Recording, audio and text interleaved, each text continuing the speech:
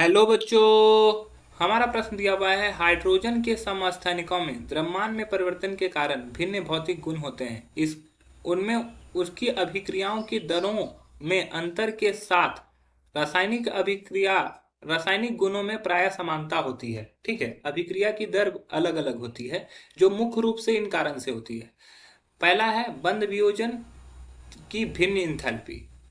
दूसरा है भिन्न इलेक्ट्रॉनिक विन्यास, भिन्न द्विपरमाणु द्रव्यमान और भिन्न भौतिक गुण। चलिए समझते हैं इस प्रश्न की मुख्य अवधारणा को अगर हम समझें तो मुख्य अवधारणा में हम लोग को पहले समझना होगा हाइड्रोजन के समस्थानिक के बारे में।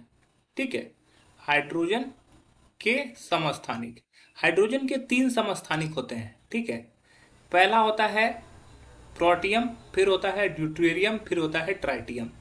प्रोटियम का परमाणु संख्या 1, परमाणु द्रव्यमान 1, ड्यूटेरियम का परमाणु संख्या 1, परमाणु द्रव्यमान 2 और ट्राइटियम का परमाणु संख्या 1, परमाणु द्रव्यमान 3। तो इसमें प्रोटॉन की संख्या 1 जबकि न्यूट्रॉन की संख्या 0।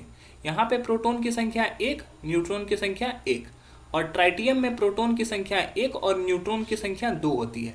चूंकि न्यूट्रॉन की संख्या बदलती है इसी वजह से इसका परमाणु द्रव्यमान भी बदलता है। ठीक है, परमाणु संख्या बराबर इसलिए रहती है क्योंकि प्रोटॉन की संख्या यहाँ पर बराबर होती है। ठीक है, अब इसके वजह से क्या होता है कि इसका भौतिक गुण बदल जाता है। भौतिक गुण भिन्न होते हैं, इस परमाणु द्रव्यमान की वजह से भिन्न होते हैं, क्योंकि जो हल्का होगा वो आसानी से ब्रेक करेगा, जो भारी होगा उसको ब्रेक करने में थोड़ा समय लगेगा। इन सभी चीजों को समझना होगा। तो इसमें बोला गया है कि द्रव्यमान में परिवर्तन के कारण भिन्न भौतिक गुण होते हैं।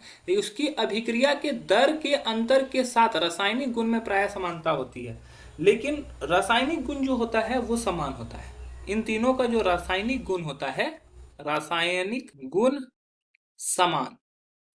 ठीक है, लेकिन रासायनिक गुण समान होगा मतलब कि रासायनिक गुण समान होने का मतलब यह हुआ कि अगर हाइड्रोजन किसी चीज से रिएक्शन करता है और कोई खास चीज बनाता है, जैसे मान लो कि हाइड्रोजन है, ये ऑक्सीजन से रिएक्ट कर लेता है। ठीक है, और ये जल बनाता है H2।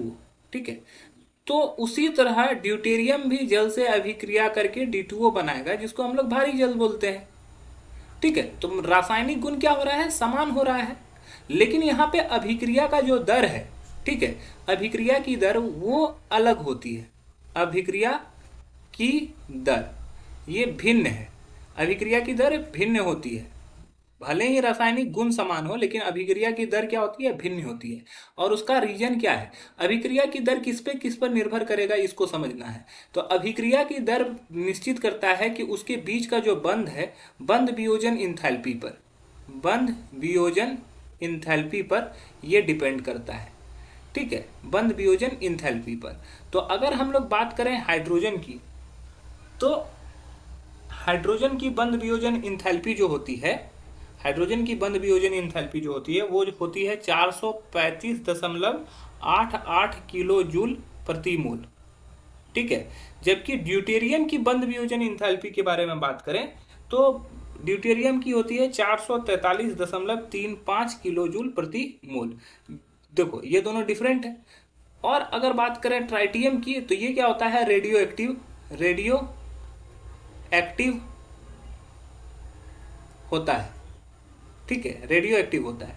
तो ये 3 डिफरेंट बंध वियोजन इंथैल्पी दिखा रहा है, अतः क्या होगा, इसकी अभिक्रिया की दर भी भिन्न हो जाएगी। तो ये हमारा पहला ऑप्शन जो दिया हुआ है वो सही दिया हुआ है। दूसरा है इलेक्ट्रॉनिक विन्यास। देखो अभिक्रिया की दर कभी भी इलेक्ट्रॉनिक विन्यास पर निर्भर नहीं करता, तो ये गलत हो जाएगा। अभिक्रिया की दर उसके द्विपरमाणुकता पर भी आश्रित नहीं होता, तो ये भी गलत हो जाएगा। और भौतिक गुण पर भी डिपेंड नहीं करता, तो ये भी गलत हो जाएगा। तो हमारा जो सही उत्तर हो जाएगा वो हो जाएगा ऑप्शन ए। आशा है कि यह प्रश्न आपको समझ में आया होगा। धन्यवाद।